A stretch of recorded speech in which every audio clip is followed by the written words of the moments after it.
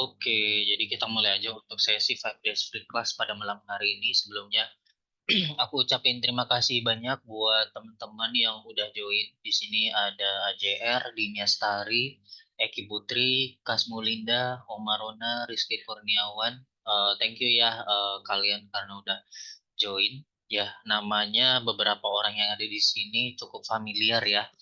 Jadi kita akan belajar lagi tentang bahasa pemrograman Python ya untuk data analis sebenarnya. Sebenarnya belum dari kemarin itu kita belum terlalu ngarah ke data analis ya. Mungkin ada beberapa hal kayak file handling, kemudian ada sedikit membahas tentang list ya. Terus ada apalagi ya kemarin yang menyangkut tentang JSON gitu ya. Bagaimana kita ngedump ya mengkonversi apa dictionary itu menjadi JSON string gitu. Nah, yang dimana nanti JSON string itu bisa kita olah menjadi dalam bentuk CSV.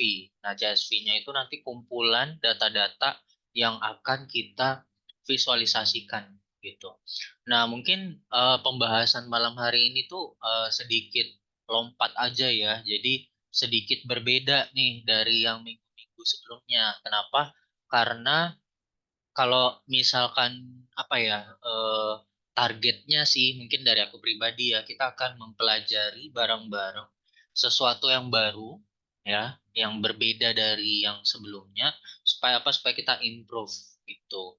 Nah, tapi mungkin nggak bisa di ini semua ya, maksudnya dibahas semuanya secara detail. Kenapa? Karena memang itu akan memakan waktu gitu. Tapi kalau misal dari teman-teman mau sharing-sharing juga terkait apa yang teman-teman dapatkan, apa yang teman-teman pelajarin, itu bisa kita diskusikan. Biasanya itu aku buka sesi diskusi itu di akhir live mentoring gitu, di akhir sesi gitu. Nah, jadi kita akan bahas tentang NumPy ya malam malam hari ini ya.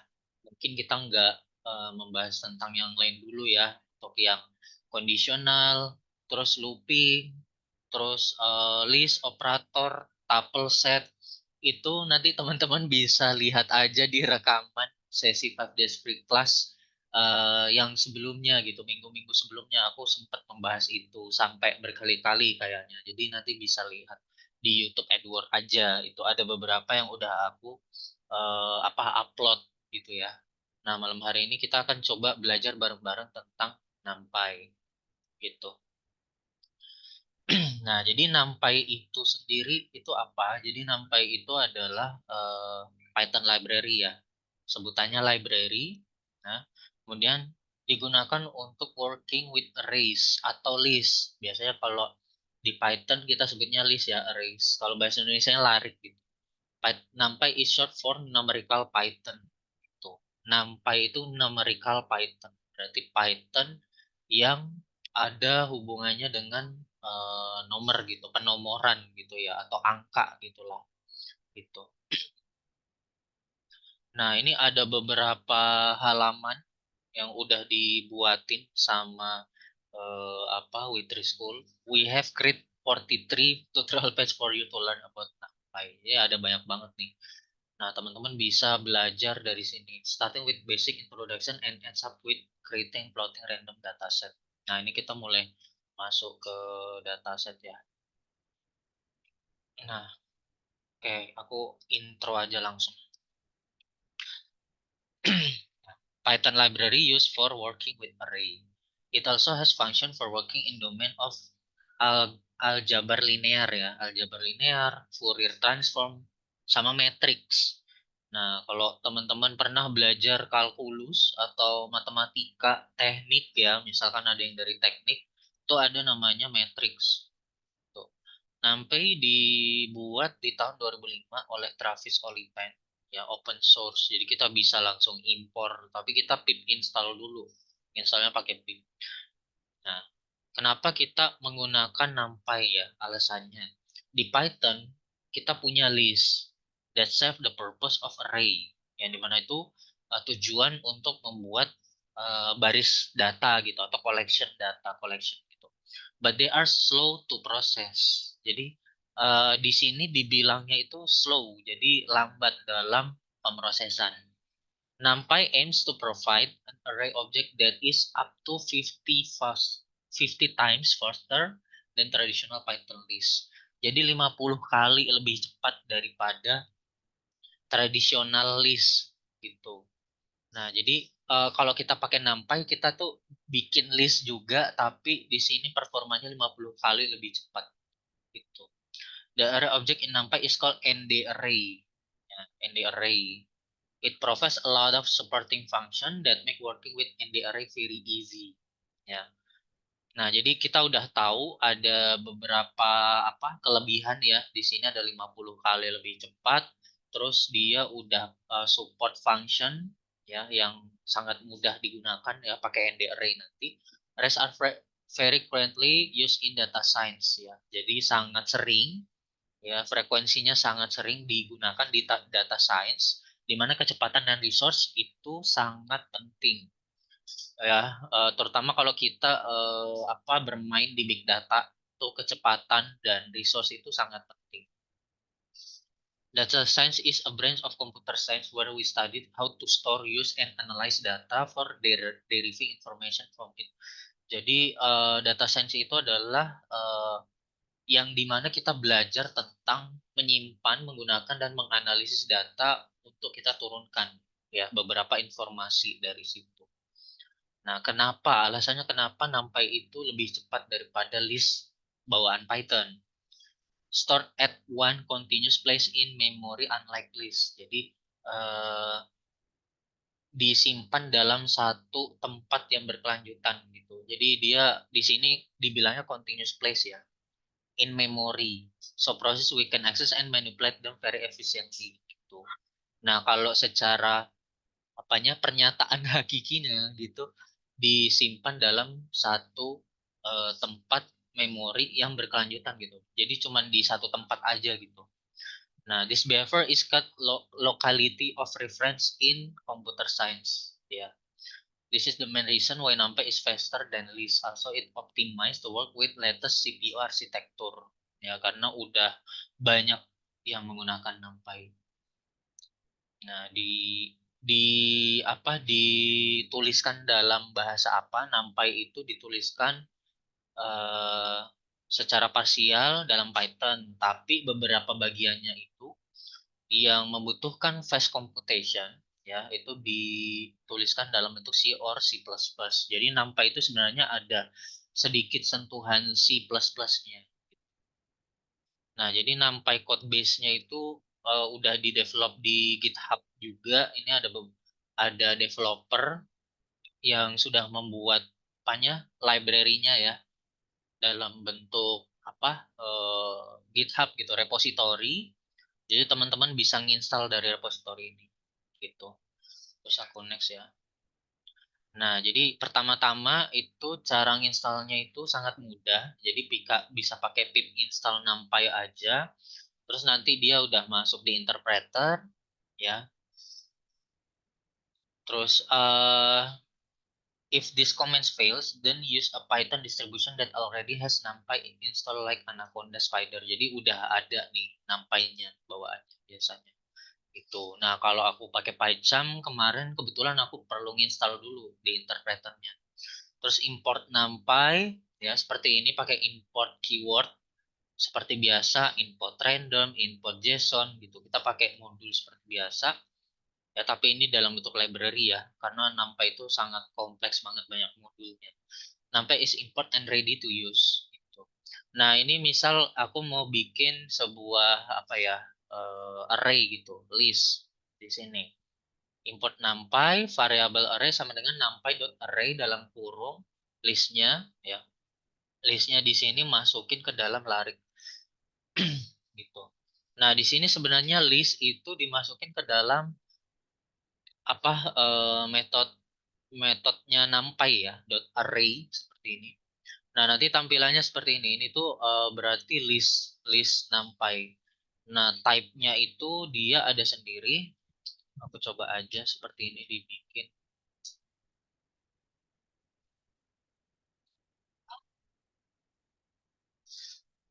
Nah, ini. Jadi bentuknya itu udah NumPy.array ya. bentuknya array tapi array-nya NumPy gitu. Gitu. Terus bisa dibuat alias juga ya, biasanya umumnya itu kita bikin NP gitu, singkatannya NumPy. Nah, pakai S aja gitu. Boleh pakai keywords yang lain juga boleh, bebas aja gitu. Cuman familiarnya biasanya NP gitu. Nah, nanti kita pakai np.array sama aja kayak numpy.array. Terus ada versinya juga ya. Ini dia pakai 1.16. Ya, kita coba aja ketik numpy di Google.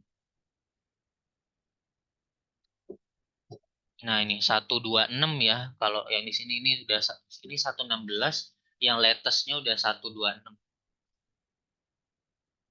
Oke, kita lanjut lagi. Nah, terus untuk membuat array ya, kita bisa pakai dot array seperti ini ya, seperti biasa. Terus this built-in Python function tell us the type of object passed to it. Like in above code, it show that array arr is numpy.ndArray type. Oke, itu ndArray ya. To create an ndArray, we can pass a list, tuple, or any array-like object. Jadi kita bisa pakai list, pakai tuple. Nah, kalau yang ini dia pakai apa? Tuple ya. Atau pakai set juga bisa, karena di sini or any array like object into the array method and it will convert into an ND array. Jadi dia bakal nge-convert jadi ND array gitu. Terus ada dimensinya juga ya, di dalam array itu sendiri ada dimensi. Jadi ada yang level 1, 2, 3, 4, 5 sampai level seterusnya gitu ada. Nah, biasanya kita sebutnya nested array gitu.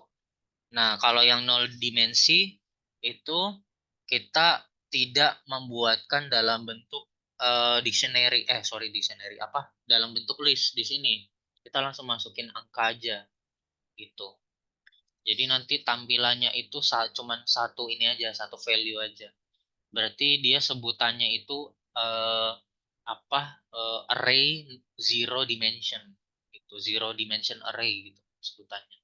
Karena nggak ada ininya apa? Nggak ada data yang lain di dalamnya, cuman satu value aja nih di dalam sini. Nah, coba kita cek ya type-nya. Apakah type-nya tetap integer atau ND array juga? Nah, type-nya tetap ND array ya, walaupun output-nya itu 42 gitu. Tapi di sini tetap ND array. Oke, kita lanjut. Terus one dimension array ya, an array that has zero dimension array as its elements is called unidimensional or one dimensional array. Nah, ini biasanya kita sebut basic array juga. Cuman satu dimensi seperti ini. Kayak list, bikin list biasa. Nah, ini satu dimensi. Nah, kalau misal kita punya satu lagi ya, misalkan list sama dengan kita buat seperti ini. Kita samain aja, coba. Nah, terus aku masukin list di sini. Nah, terus aku print kedua-duanya. Sorry, jangan list ya. Soalnya list itu metode di Python. Jadi mungkin LT aja ya. Atau LS aja. Nah, aku mau coba cek isinya. Nah, ini ada sedikit perbedaan ya. Kalau yang type-nya list biasa, itu di sini kalau di print tetap isinya itu pakai koma. Seperti ini. Nah, ini list biasa. Kalau list yang udah di-convert jadi ND array itu udah nggak pakai koma di sini. Jadi bentuknya itu udah kayak dalam bentuk matrix gitu. Tapi type-nya beda. Kalau yang LS ini type-nya kita coba aja ya. Kita print type-nya. Kita coba casting.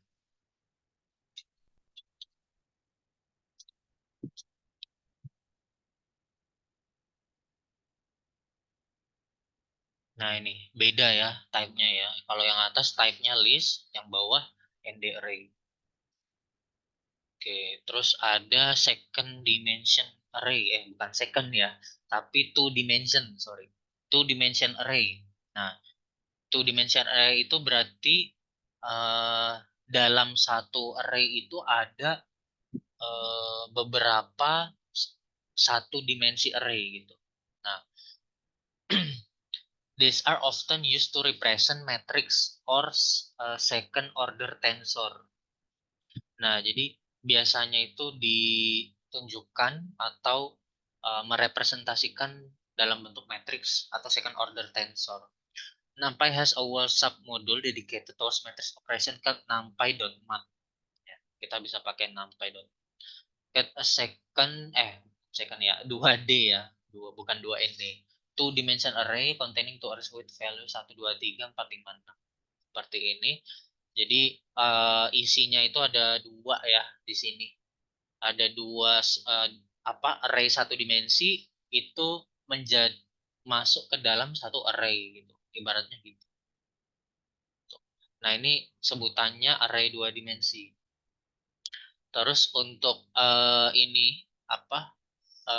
Kalau di print itu nanti hasilnya udah dalam bentuk matrix seperti ini gitu. Nah, ini aku coba bikin ya. LS1 ya sama dengan seperti ini. Terus yang ini LS2 sama dengan, nah ini berarti LS1, LS2.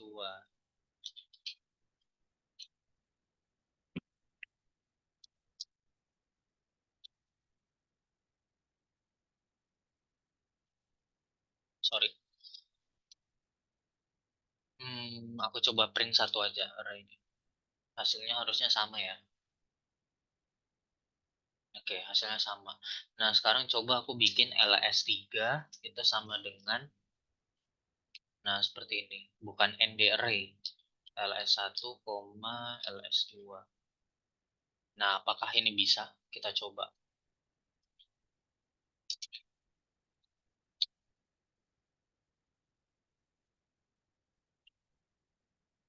Nah, nanti tampilannya seperti ini ya, sedikit berbeda ya. Yang di atas tipenya list, yang bawah type-nya itu udah dalam bentuk matrix. Nah, tapi sebenarnya yang di bawah, yang ND array ini, itu tuh ada indeks juga sebenarnya. Dia juga punya indeks gitu. Nah, misal aku mau ngelihat indeks pertama gitu. Nah, nanti kita coba seperti ini. Nah, indeks pertama itu berarti yang 1, 2, 3 gitu. Misal indeks pertamanya itu aku mau lihat yang indeks kedua. Berarti nanti penulisannya gini, 0,1. Nah, ini. Jadi 1, 2, 3 itu kan berarti dia indeks pertama ya. 0. Terus indeks ke 1 berarti 0, 1, 2. Berarti yang ini. Yang ini yang nampil. Gitu. Bisa dipahamin ya. Nah, kalau misal aku mau aksesnya seperti layaknya apa? Ngakses indeks dari list biasa, apakah bisa? Kira-kira bisa tetap itu. Nah, terus kalau misal yang list biasa, kalau dibikin ngaksesnya itu kayak model ini bisa nggak? Model apa ND array? Nah, nggak bisa ya. Nggak bisa 0,1 LS3-nya. Kalau misalkan aku bikin seperti ini, indeks ke 0, berarti 1, 2, 3. Terus indeks 1,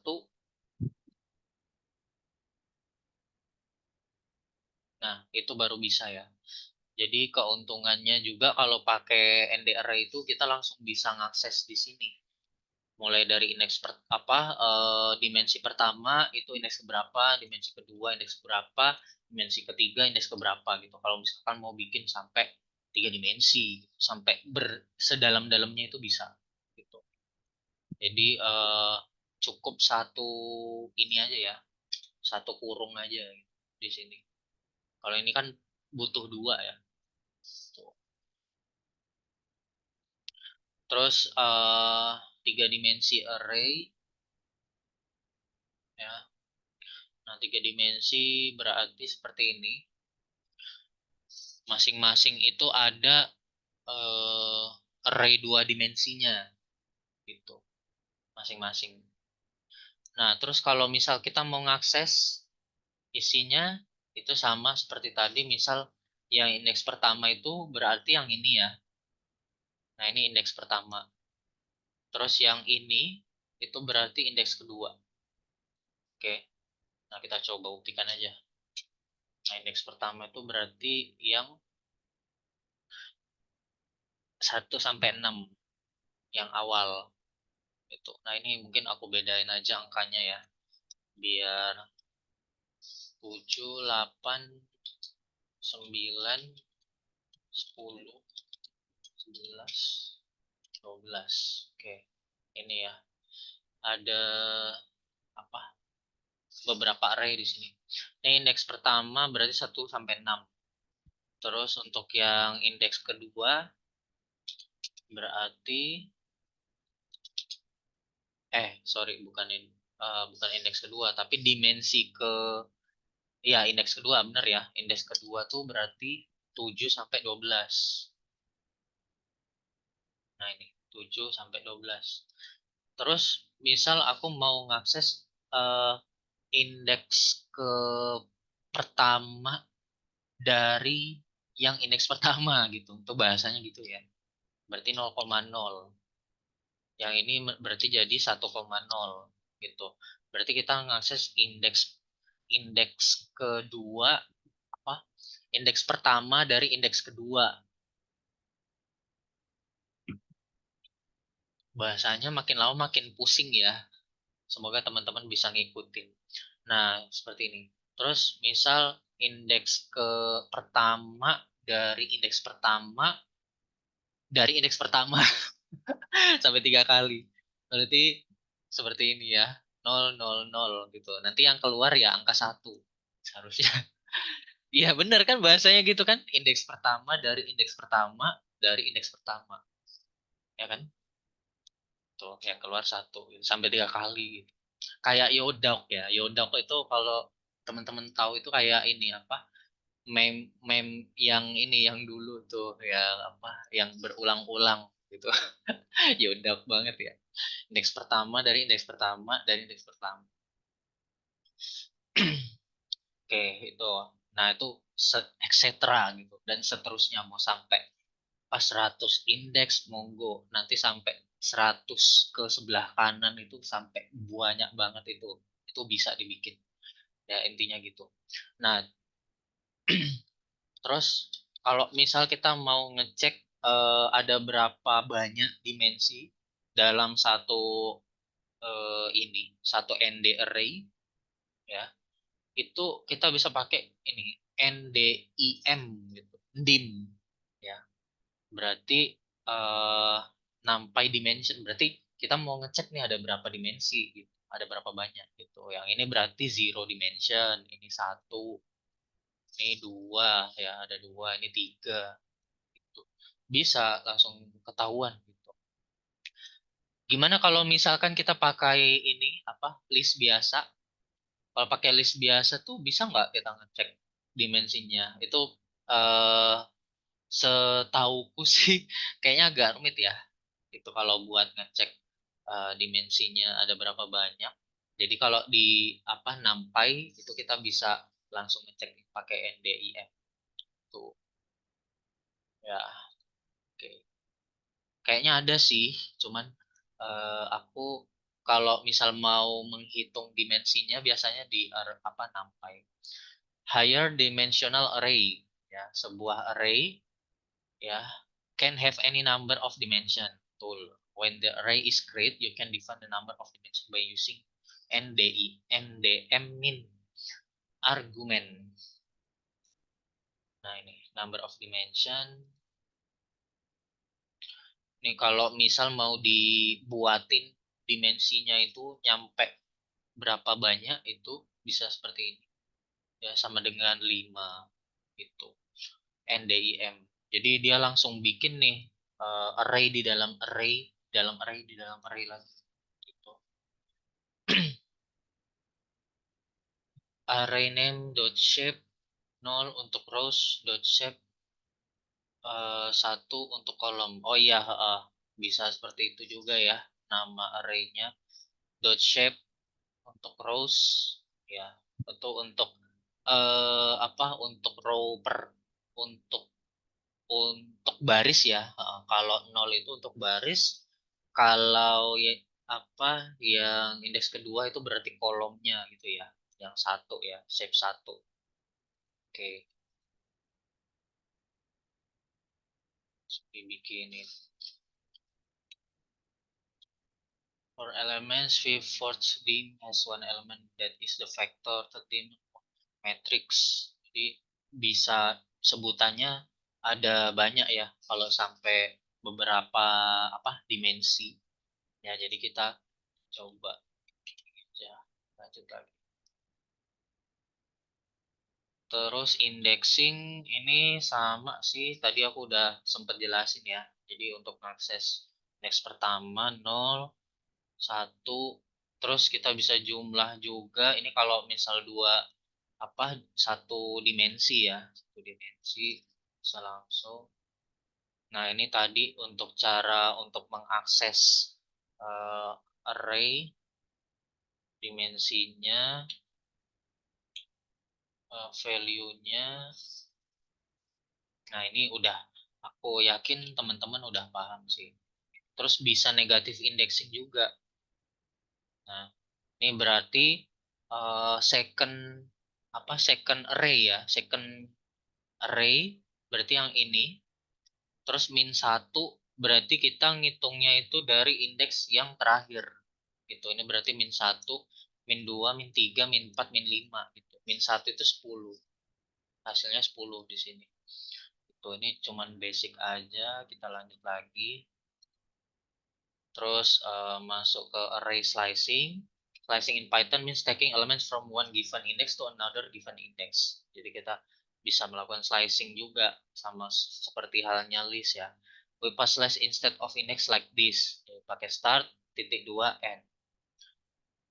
Step, kita mau pakai step, jadi mau dibikin apa, step sampai berapa kali. If we don't pass start, it's considered null.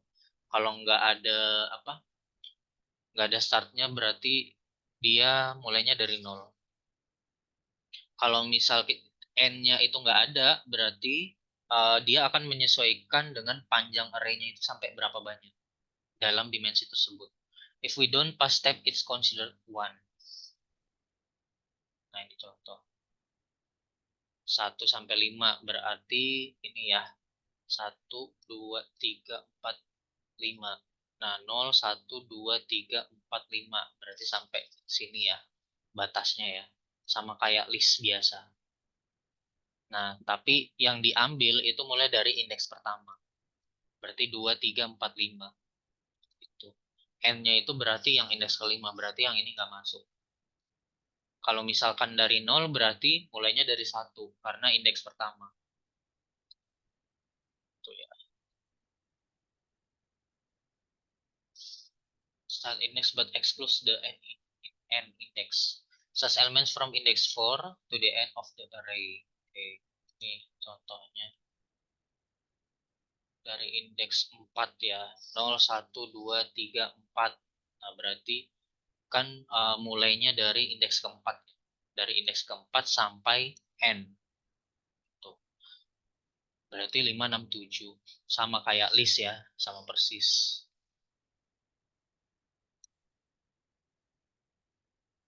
Nah, kalau ini berarti endingnya itu 0, 1, 2, 3, 4. Berarti 5, 6, 7-nya nggak ikut. Itu. Sama kayak list sekali lagi. Negatif slicing juga sama seperti list. Terus ada step juga. Nah, step ini berarti dia bisa kita bilang increment-nya ya.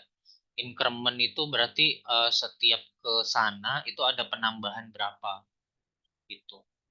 Nah, penambahan berapa array gitu, berapa value yang kita mau langkahi. Contoh misal sini 1 sampai 5, berarti dari 2, 0, 1, 2, 3, 4, 5, berarti 6, 7-nya kan nggak masuk. Nah, terus mulainya dari indeks pertama, berarti 2, 3, 4, 5 berarti. Nah, terus stepnya 2, berarti 2, kalau stepnya 1 berarti 3, kalau stepnya 2 berarti 2 sama 4 aja. Nah, terus kalau step 2 lagi berarti 2, 4, 6. Tapi 6 itu kan nggak masuk ya, karena batasnya itu sampai 5. Nah, berarti cuman 2 sama 4 aja yang diambil gitu. Kalau stepnya 3 berarti seharusnya kira-kira yang keluar berapa? Berapa sama berapa? Ada yang bisa jawab nggak?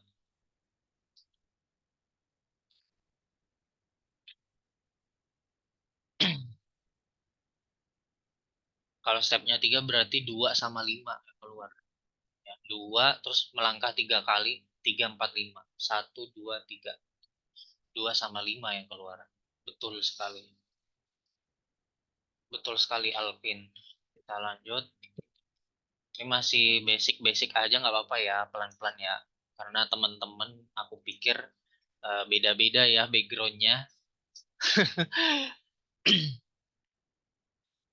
Nah, terus ini kita baca ya. Return every other element from the entire array. Nah, jadi kalau yang ini ya itu tuh ibaratnya kayak kita mereturn semuanya gitu karena nggak ada end start sama end-nya, sama step-nya nggak ada. Gitu contoh ya. Nah, makanya dia ngereturn semua. Nah, kalau misal yang kita isi itu di sini tadi ada 2, nah berarti dia ngeretun semua tapi melangkahi 2 kali. Gitu. Berarti saat harusnya berapa? 1, 3, 5, 7 ya harusnya ya. 1, 3, 5, 7 gitu. Misal 0, 1, 2, 3, 4, 5, 6 berarti batasannya sampai 6. Berarti yang muncul kira-kira di sini berapa? 1, 3, 5 ya harusnya ya. Nah ya, gini.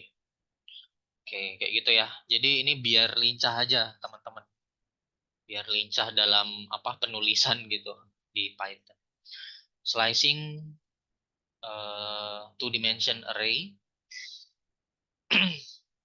from the second element, slice element from index 1 to index 4. Dari elemen kedua, ya, slice elemen dari indeks 1 ke indeks 4. Berarti 1,1.24. Nah, ini berarti yang indeks pertama, indeks kedua ya ini berarti ya. Kalau indeks pertama kan berarti 0 di sini. Indeks pertama, indeks kedua, sorry, indeks kedua. Terus yang di slicing itu berarti dari indeks kedua, ya, dari ini sampai 0, 1, 2, 3, 4. Berarti sampai sini, sampai 9. Ya, berarti yang muncul itu 7, 8, 9. Nah, penulisannya seperti ini. Gitu. Di sini ada apa ya? Awalan kita mau ngambil indeks keberapa dulu gitu, dari yang two dimension array-nya. Tuh. Kalau misalkan aku nulis gini, kira-kira yang muncul itu angka berapa aja? Nah, teman-teman ada yang bisa tebak sebelum aku run?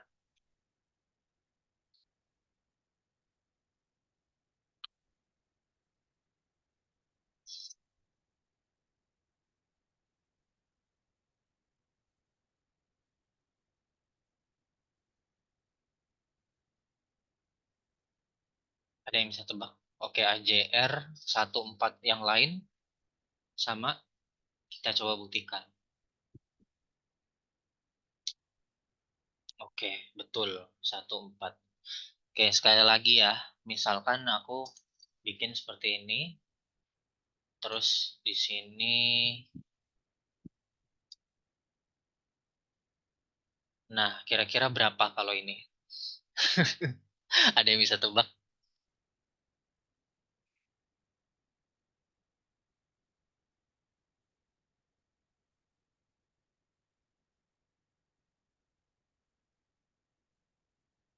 Ini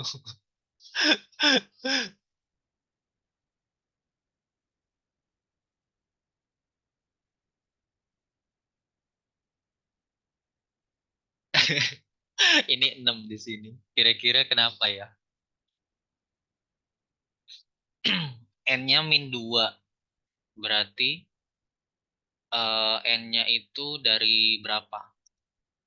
Dari belakang kan, berarti min 2. Berarti min 1 min 2. Oke.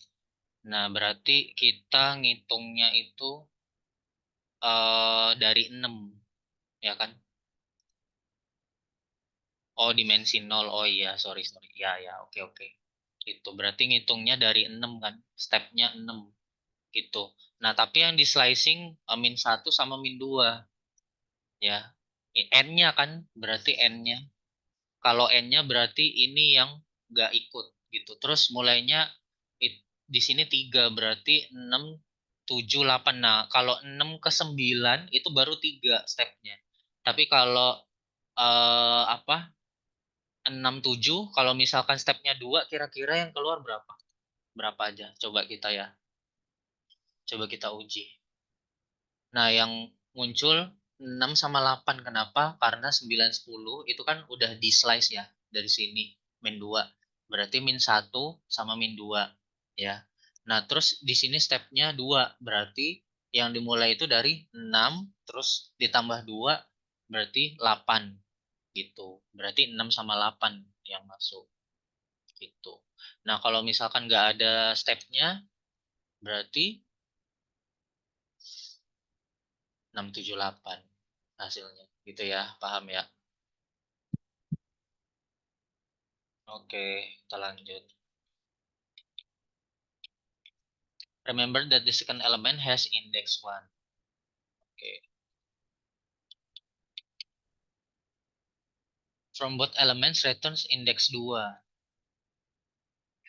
Nah, ini berarti dari kedua elemen ya, itu yang direturn itu berarti indeks 2. Indeks 2 itu berarti 0, 1, 2 ya, berarti 3. Terus 0, 6, 7, 8 berarti sama 8 gitu. Nah, di sini berarti yang indeks ke 0 ya. Yang pertama itu berarti yang ini. Terus batasannya itu di sini kan cuman ada 2 ya indeksnya ya. Indeks 0 sama indeks 1 ya. Terus di sini batasannya N-nya itu sampai 2. Berarti yang kita ambil adalah yang 0 sama 1. Berarti dua-duanya kita ambil. Oke. Nah, terus yang kita return dari kedua indeks ini itu masing-masing adalah yang indeks kedua atau atau urutan ketiga gitu ya. Karena kan mulainya dari nol ya, jangan sampai pusing ya, teman-teman ya. Berarti masing-masing yang direturn adalah 3 sama 8. Itu, teman-teman. Nah, sekarang aku mau uji lagi ya. Coba kalau misalkan ini aku bikin seperti ini.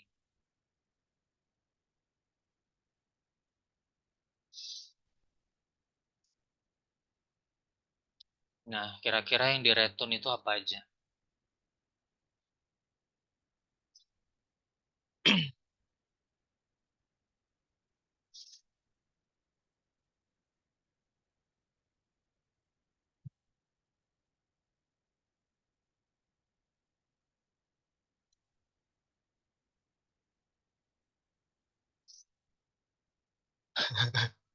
Bingung nggak?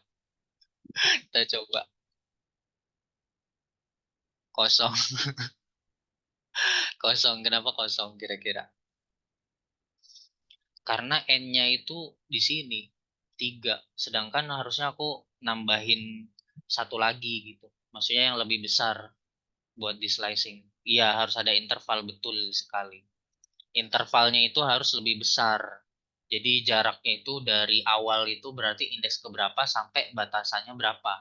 Nah, misalkan nih aku masing-masing dari array ini itu tuh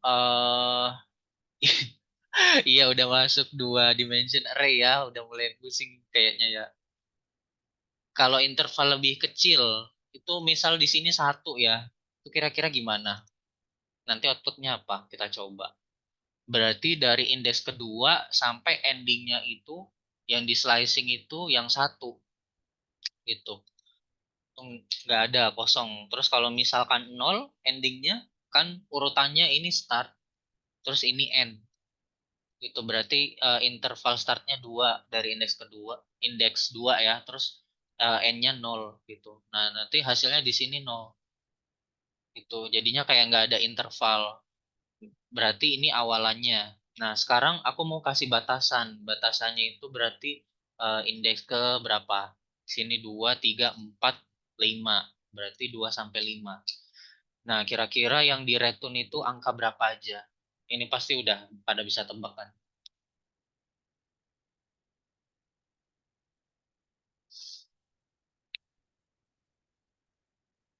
Ada yang bisa jawab?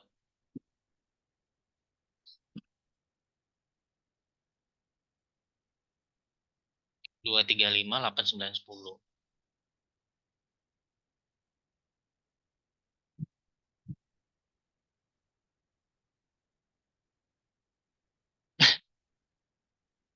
2, 3, 5. Kok bisa 2, 3, 5? 3, 4, 5 maksudnya. Iya, 3, 4, 5. Bisa dipahamin ya, teman-teman. Yang ini maksudnya. Misal ini n-nya sampai 10 gitu, bisa nggak kira-kira?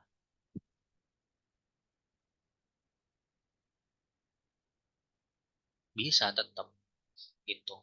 Karena kalau misalkan intervalnya ini ternyata lebih besar dari panjang panjang listnya ya, panjang array-nya ya, lebih besar dari panjang array-nya, dia akan tetap secara default pakai ini array yang ya udah yang panjangnya itu akhirnya itu indeks keberapa gitu. Ini kan berarti 0, 1, 2, 3, 4. Berarti sampai indeks keempat gitu ini yang bisa kita pakai array-nya. Nah, startnya dari indeks kedua. Iya, n+1 yang disimpulkan di sini. Ya, betul. N+1 ya. N+1 itu berarti misal ini kan ada 5 ya datanya. Nah, endingnya berarti ini eh, 4+1 gitu. 4+1 itu kan berarti 5 gitu. Indeks kelima kan di sini nggak ada. Adanya indeks keempat. Nih, indeks ke 0, 1, 2, 3, 4 gitu ya. Nah, berarti yang kelima itu kan berarti udah eh, apa ya, udah nggak ada gitu batasannya. Berarti sama aja kayak n+1 tuh, ending +1. Berarti 4+1 gitu. Nah, gini ya, 3, 4, 5, 8, 9, 10 yang dikembalikan karena masing-masing itu dari indeks 2. Indeks 2 itu berarti mulainya yang array pertama itu berarti dari 3, 4, 5. Oke. Terus yang indeks kedua ya, itu berarti dari mulainya dari 8, 9, 10. Tuh, bisa dipahamin teman-teman atau mulai pusing?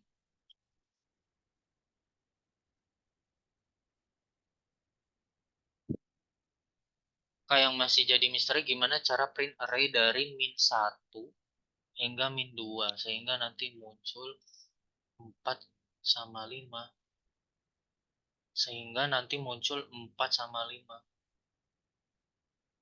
Maksudnya,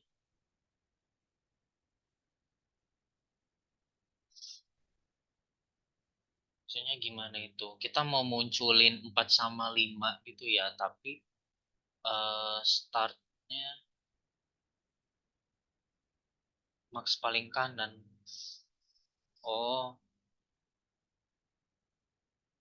4 sama 5.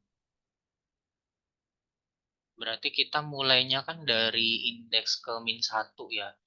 Berarti -1 endingnya sampai -2 kan? -1 sampai -3 berarti endingnya. Maksudnya kayak gimana itu coba ya? -1, -3 gini. Yang di slicing ya. Oh iya ya, aku ngerti maksudnya. Min satu, min tiga berarti kalau kalau min satu aja kan berarti ini ya, cuman 5 ya yang muncul ya. Cuman 5. Terus kalau misalkan N-nya itu apa?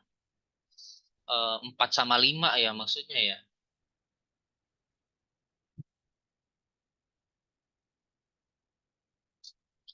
Kalau min coba ya, kita coba-coba aja ya. Muncul tetap sebelum maksimum. Kalau min 2 berarti itu yang di slicing.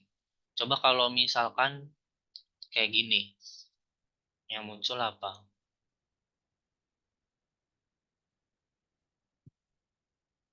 Kosong juga. Karena ini negatif atau positif. Coba kalau 3. Tunggu dulu, aku jadi penasaran by the way. Tapi kayaknya kita bakal bahas itu ya nanti ya di akhir. Itu gimana caranya ya? Aku juga penasaran, jujur aja. Berarti ya min satu kan berarti mulainya dari 5 ya. Mulainya dari 5. Kalau misalkan endingnya itu min 2, min 3 berarti kan yang di slice itu kan berarti iya betul juga sih. Masih belum tahu ya. Nanti kita coba ya cari tahu ya. Oke, nggak apa-apa. Itu masukan yang bagus itu. Apa Rizky ya, kita coba nanti.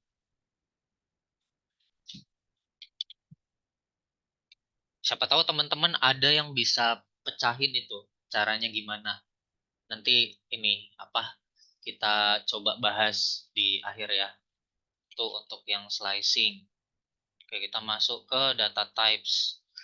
By default Python have these data types. Ada string, integer, float, boolean, complex. Oke. Di NumPy itu juga ada tipe data ya.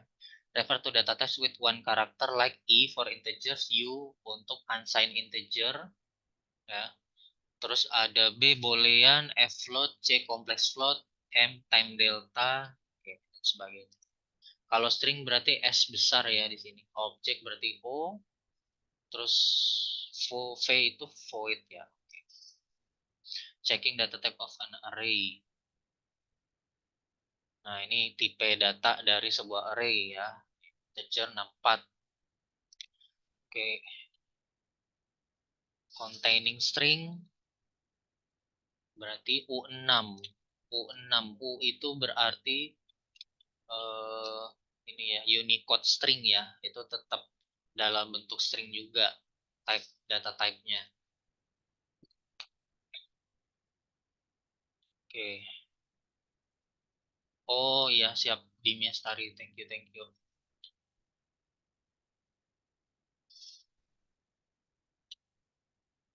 Create an array with a defined data type. We use array function to create array. This function can take optional argument. The type that allow us to define the expected data type of array element. Nah, di type-nya ini sama dengan S. Dia bakal jadi S. Ya, jadi apa namanya? Ini S1 ya, jadi string ya. Terus ini dikonversi jadi string semua gitu. Keempat-empatnya. 1, 2, 3, 4. Di sini di depannya ada B-nya ya. Data of the array element. Oke, sebentar. Oke.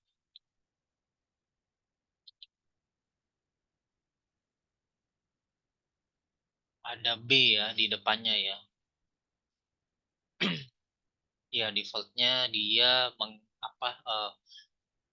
mengconvert data type ini menjadi string gitu semuanya. Benar ya di sini. Expected data of the array element. For E, U, F, S, and U, we can define size as well.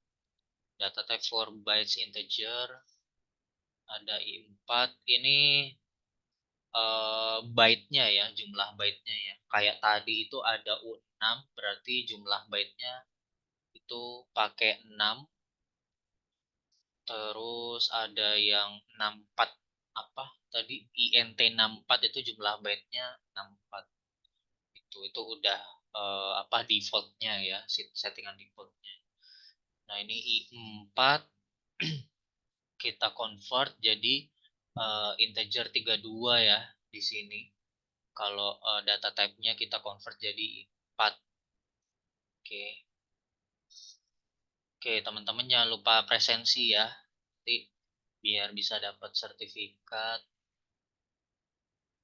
Cannot be convert if a type is given which element can case the numpy will rest a value error. Kalau misal nggak bisa di convert, di sini ada huruf A 2 3 di convert jadi integer gitu ya. Nah, di sini sebenarnya string ya semuanya, tapi mau di convert jadi integer. Di sini berhubung ada huruf A, jadi sepertinya tidak bisa. Harus konsisten sepertinya. Angka semua.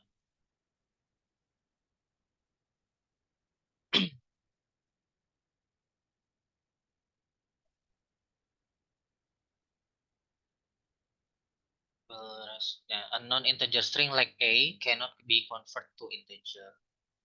Nah, ini nggak muncul ya, soalnya di sini apa kita nggak print. Coba kita print array-nya.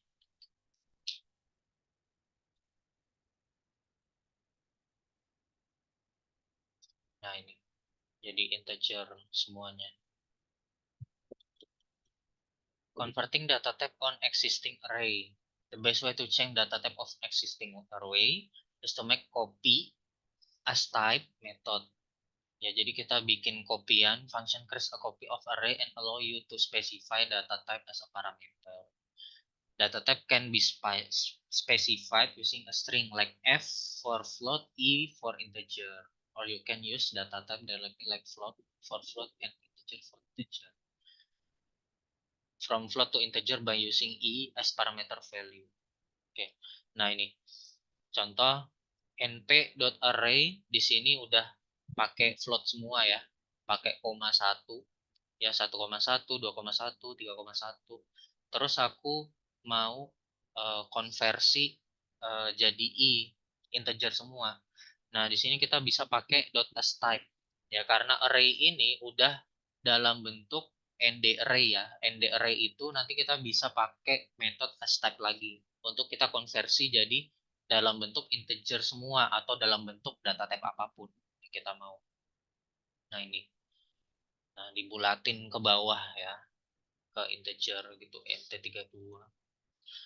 Oke. By using int as parameter value. Oke, ini juga bisa ya, kita pakai int, hasilnya sama ya. Nah, ini pakai int. Int ini kan metode bawaan dari apa? Python ya. Jadi bisa pakai int juga. Nah, ini kita mau mengkonversi dari integer ke boolean. Berarti apa ya? Ya, ini ada angka integer, terus ada .astype dalam kurung boolean. Nah, jadi true false true sini. Nah, kemarin sempat aku sampaikan ya, kalau angka normal selain 0 itu dia yang di return ketika kita convert menjadi boolean itu jadi true gitu. Coba kalau misal ada -1 di sini. -1 itu jadi true atau false kira-kira? Tetap jadi true ya. Pokoknya yang bukan 1 gitu atau hanya 0 aja gitu yang false kalau angka. Coba kalau misalkan di sini 0,1.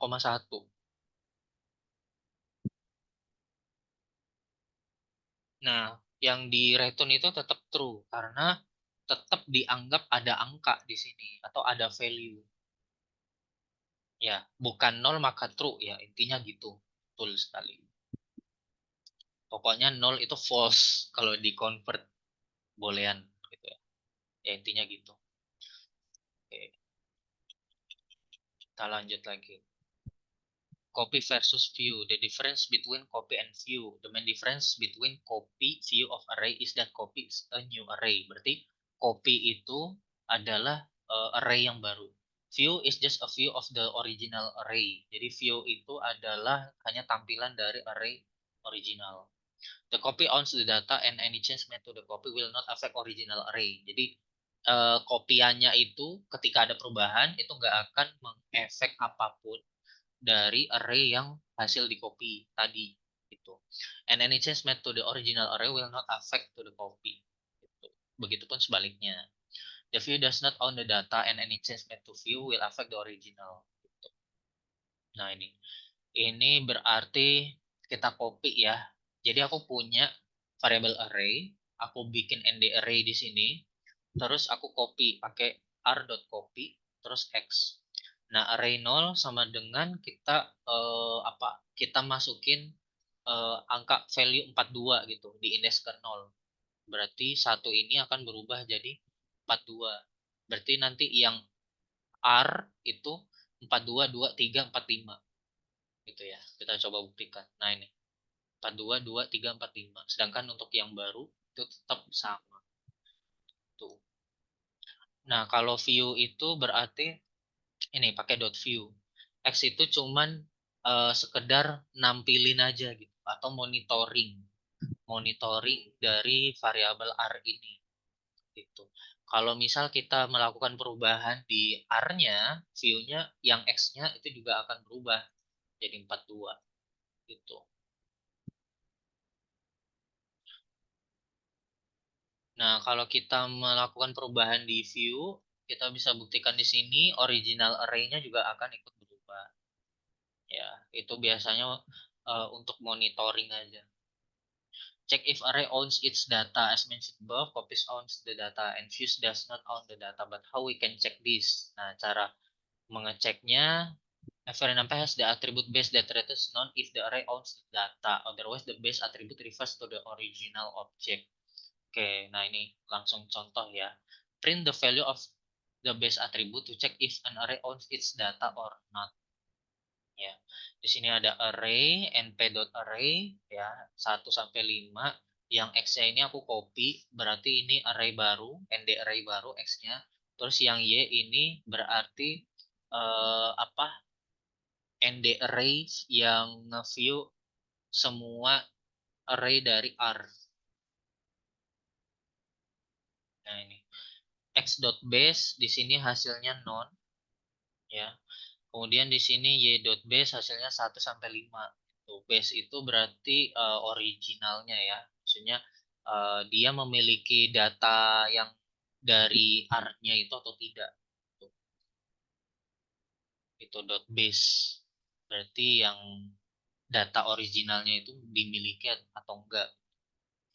Tuh yang Y kan benar-benar sama ya. Dia nge-view berarti kan dia own its data gitu. Own R's data gitu. Nah ini ya, otherwise the base attribute refers to the original object. Gitu. Jadi referensinya adalah original object. Referensinya itu dari ini, dari R ini. Gitu. Base itu apa ya? Kayak semacam keyword yang menandakan bahwa ini tuh akarnya itu dari mana? Dot base. Gitu. Oke, kita sampai jam 9 lewat 10 menit. Nah, ini tadi yang sempat disinggung sama Rizky ya, pakai metode shape.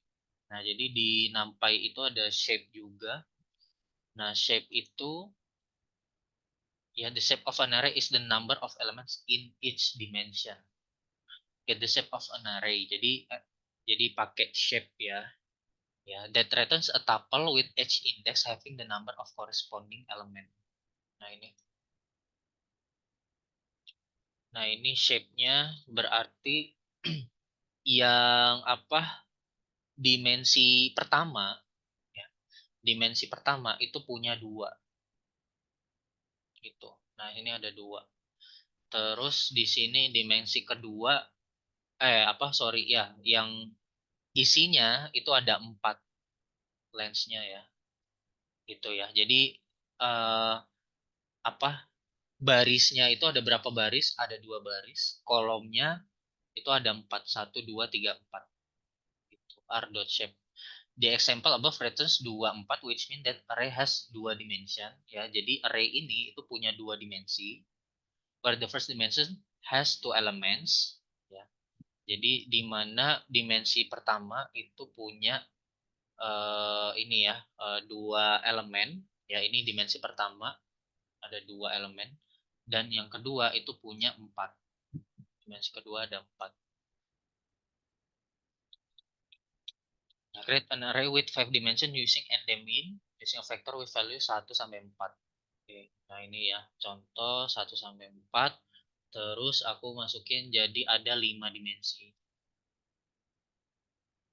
Nah ini, jadi yang dimensi pertama itu ada 1 ya. Ini kita hitung, ini ada 1, cuman 1 ya. Ini dimensi pertama. Terus dimensi kedua ada 1 juga ya. Terus dimensi ketiga ada 1 juga ya. Dimensi keempat ada 1. Terus dimensi kelima ada 4 gitu. Gitu maksudnya ya. Oke, kita lanjut. What does the shape tuple represent? Itu just tell about the number of elements. Nah, itu contoh. Nah, oke, udah jam 9:11. Kalau dari aku paling itu aja, teman-teman. Dari teman-teman kira-kira ada yang mau ditanyakan terlebih dahulu? Mungkin sebelum kita coba-coba yang tadi ya, itu juga eh, lumayan hal-hal yang lumayan menarik juga tuh di bagian slicing. Tadi si Rizky bilang cara buat ngeretun 4 sama 5 ini ya. Ada yang ditanyain dulu mungkin, slicing penuh misteri.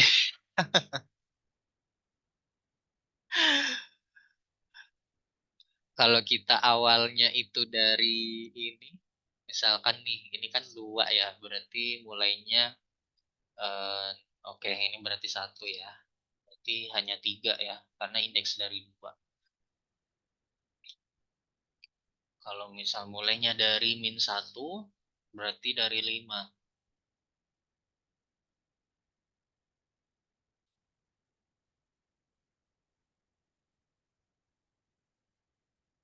N-nya, kalau N-nya itu berarti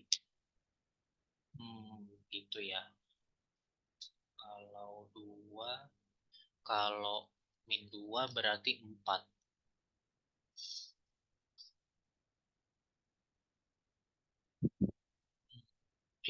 Ada yang mau ditanyain sebelum kita bahas ini? Sambil aku berpikir. Mungkin mungkin ada teman-teman yang ini mau mencoba juga mencari tahu bagaimana caranya mendapatkan 45 ini tapi negatif indexing. Kalau 01, -2, -1 gimana Kak? -2, -1 ya. Berarti endingnya -1 ya. -2, -1 jadi 4 di sini. -2 kan berarti mulainya dari 4 ya. Mulainya dari 4, -1 berarti endingnya 5. Gitu. Berarti endingnya 5 kan dia endingnya itu ngelihatnya dari sini sampai sini. Ini startnya. Berarti endingnya itu kalau -1 endingnya 5. Coba kalau 0.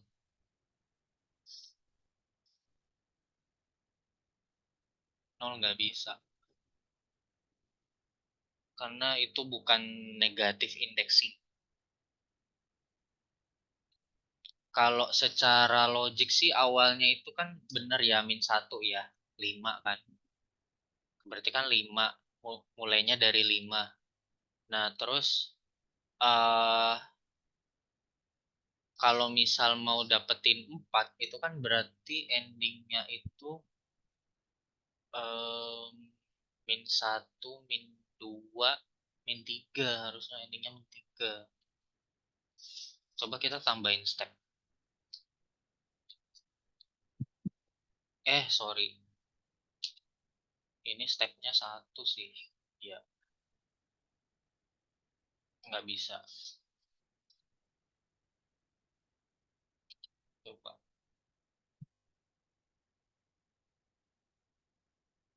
Sorry, kurang ini ya, dalam kurungnya.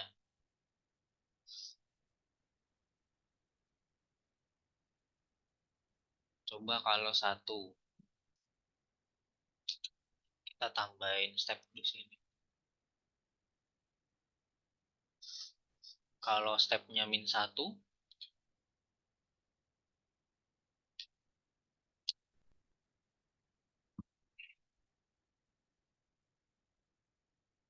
nah gimana Riz? Gimana? Berhasil? Aku tadi sebenarnya mau nyoba ini langsung, tapi nanti aja deh gitu. Stepnya min satu. Stepnya juga harus minus dong. Tapi bukan 4,5. 4,5 ya. Eh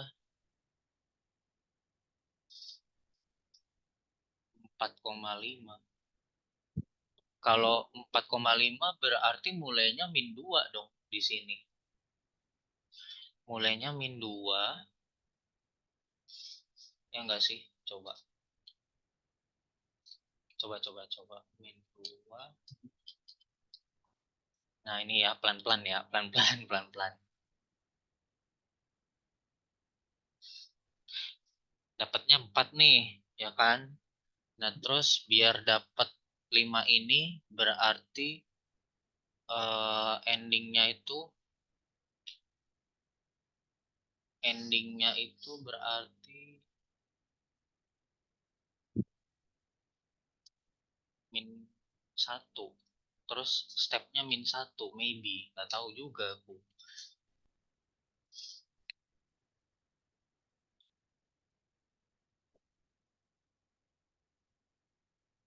Ini kan awalnya min 2 4, endingnya 0 maybe.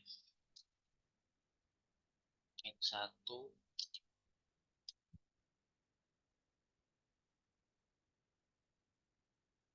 4, 3, 2 ya. Iya, mulai ngambilnya dari 4. Kan kan min 2 ya, berarti kan dari 4.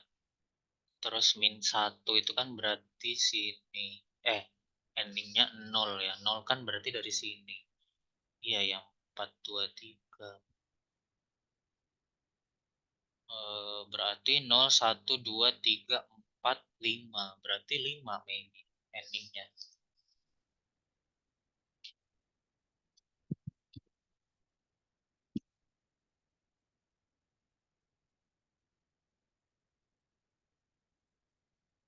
Gak bisa. Min 2, 5, 1 ya, AJR ya. Oke, kita coba. Dapat, ayo, please. Nah, tuh, dapet tuh. Iya, aku tadi kurang minus ya. Tuh, udah dapet tuh AJR tuh, keren tuh. Ya, gimana? Dipecahkan ya sama AJR ya, keren. AJR 45 tuh, dapet. Nah, bisa ini nggak? Bisa dipahamin nggak penjelasannya ini? Nah, penjelasannya adalah gini ya. Min 2 itu kan berarti awalannya, startnya ya. Startnya itu berarti ini, 4, ya kan? Startnya 4. Nah, terus endingnya itu 5. Nah, endingnya itu 5 berarti 0, 1, 2, 3, 4, 5. Berarti endingnya itu yang ini apa? Yang di apa? Panjang panjang array-nya plus 1 gitu ya. Nah, terus di step satu di apa? Dilangkahi satu kali gitu. Nah, dilangkahi satu kali itu berarti ini apa? eh Min 2 kan berarti 4. Nah, terus kita step satu kali itu kan berarti 5 ya, 4 sama 5. Nah, kebetulan di sini tuh akhirannya itu 5. Nah, berarti 5 itu indeks yang paling terakhir gitu. Betul, melangkah satu kali ke kanan karena positif. Betul sekali. Melangkah satu kali ke kanan. Nah, itu yang mau aku coba tadi. Betul, AJR. Seperti itu ya. Jadi 4 tahun sekarang sudah terjawab ya, Rizky. Itu aku juga penasaran sih. Tapi jujur li aku belum pernah ngambil case seperti itu ya, karena kalau misalkan dimensinya ada banyak banget, itu nanti bakal rumit banget untuk penulisannya itu. Ya lumayan rumit ya kalau misal banyak ininya dimensinya. Tapi kalau cuman dua terus isinya cuman segini, kayaknya nggak apa-apa gitu. Kita coba ini apa, cari tahu gitu caranya gimana gitu. Nah, jadi ini tuh eh, ya bisa kita bilang interval, tapi intervalnya interval apa ya? Kita tetap melihat interval terhadap value-nya gitu, bukan terhadap indeks awalnya gitu. Ya, gimana itu cara lainnya, Rizky? Bisa di-sharing-sharing mungkin.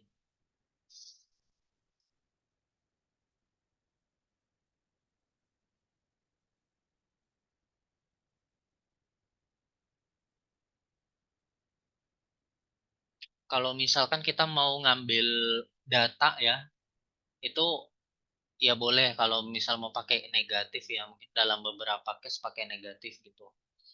Tapi ya kalau apa? Kalau negatif indexing itu kalau misalkan kita mau ngambil data yang urutannya itu dari kanan ke kiri. Nah, itu negatif indexing boleh. Tapi kalau misalkan apa dari kiri ke kanan ya urutannya, itu sebenarnya best practice-nya tetap positif indexing aja. Soalnya 4,5 kan berarti dia apa ya urutan positif gitu. Maksudnya dari 4 ke 5 itu kan berarti ke kanan bukan ke kiri kan. Itu pakai positif indexing aja. -2 -1. Oh ya, ini berarti oh ya, coba ya. Aku kopas aja. Iya, kalau ada yang rumit kenapa harus mudah? Iya, best practice-nya ini ya, apa? Pakai positive indexing kalau dari kiri, Rizky. Perlu dicatat itu. Kalau kayak gitu kalau case tertentu nggak apa-apa. Aduh, ini kayaknya rada error deh, aku refresh dulu ya.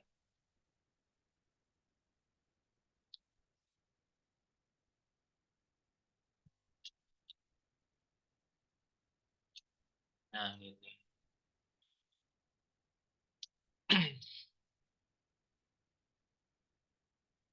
Ini 01 ya harusnya ya.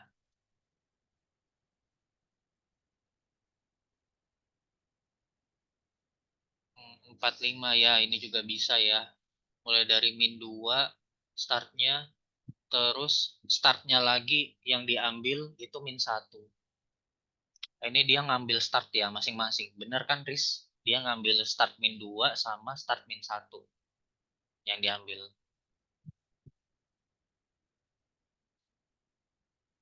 Bener nggak? Kalau aku tambahin 0 di sini, berarti kira-kira apa aja yang muncul? 451. Nah, ini dia ngambil startnya. Ngambil start semua ya. Cara seperti ini juga bisa ya.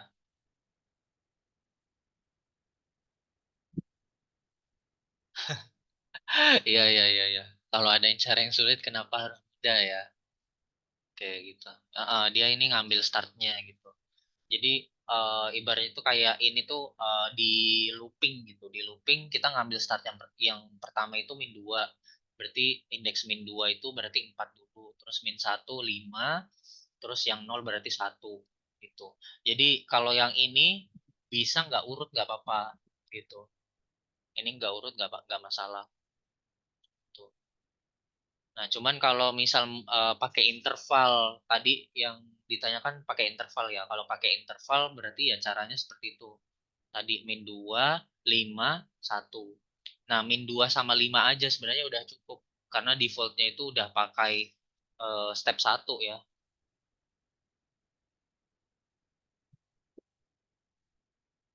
Nah, ini aja udah cukup sebenarnya gitu. Oke. bisa dipahamin ya teman-teman untuk ini. Ada lagi mungkin yang mau ditanyain?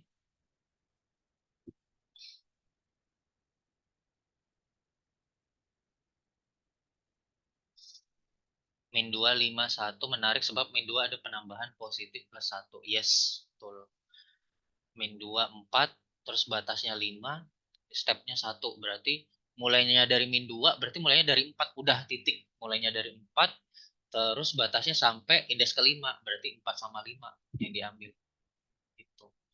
Dia tuh enggak bakal seperti ini. Kalau misalkan dibikin interval min 2 sampai 5 itu tuh kalau kalau secara ini ya runtutan logisnya itu mungkin ada yang berpikir 4 yang akan diambil itu adalah 4 5 1 2 3 4 5. Harusnya yang diretun itu kan.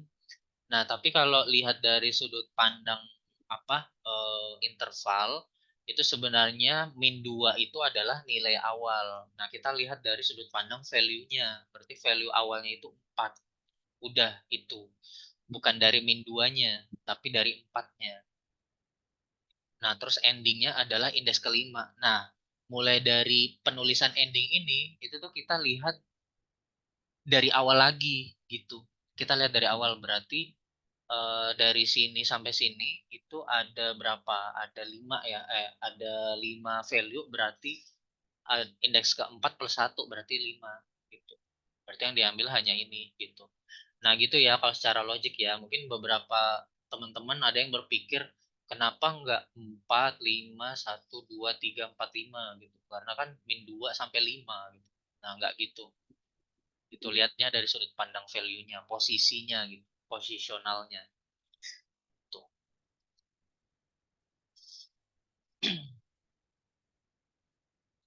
Itu guys, ada lagi berhubung 3 menit lagi setengah 10. Di antara ini kayaknya aku yang paling lama ya, mohon maaf guys. Tapi nggak apa-apa kalau kalian udah mau ini juga, udah mau istirahat, nggak apa-apa gitu bisa live. Oke, oke. Kalau nggak ada pertanyaan lagi, kita lanjut lagi ya. Mungkin besok kita akan coba tuntaskan ya nampainya. Kalau kita apa sempat kita tuntaskan sampai bawah nampainya. Oke, nanti kita bakal apa ya mengulas hal yang baru ya dari kemarin supaya pengetahuan kita lebih improve lagi gitu, dari yang sebelum-sebelum. Kalau kondisional, tipe data variabel, aku rasa itu kayaknya udah cukup apa ya ya cukup oke lah gitu. Kalian bisa belajar melalui YouTube. Tapi kalau yang seperti ini mungkin bisa juga dari YouTube. Cuman ya aku membantu mereview ulang project minggu lalu tuh apa ya? Tolong di reminder mungkin itu nanti bahasnya di hari akhir aja ya. Di hari 2 sampai 5 nanti kita ini dulu 2 sampai 4 kita bahas ini dulu deh. Karena ini hal yang baru jadi aku tetap prioritaskan yang ini dulu. Gitu nanti reminder aja ya Rizky untuk yang project minggu lalu. Oke. Dari aku itu aja. Kalau begitu aku akhiri aja untuk sesi 5 days free class pada malam hari ini. Sebelumnya aku ucapkan terima kasih buat AJR, Alvin Ramadhani, Dimya Stari, Eki Putri, Ellen, lalu Oki, Omar Rona, Rizky Kurniawan, Angger juga ya dari technical moderator ikut belajar. Thank you Angger sama siapa ya? Yulia apa Yuyun ya? Aku lupa. Oke, jadi thank you banget udah temenin. Semoga ilmunya bermanfaat buat ke depan. Kalau teman-teman berminat buat join di kelas data analis, jangan lupa di Endwork ada kelas data analis. Nanti akan diajarkan sama mentor profesional dan juga dapat penyaluran kerja. Seperti itu ya. Oke, dari aku itu aja. Kurang lebihnya mohon dimaafkan. Selamat malam, selamat beraktivitas dan beristirahat. Thank you teman-teman.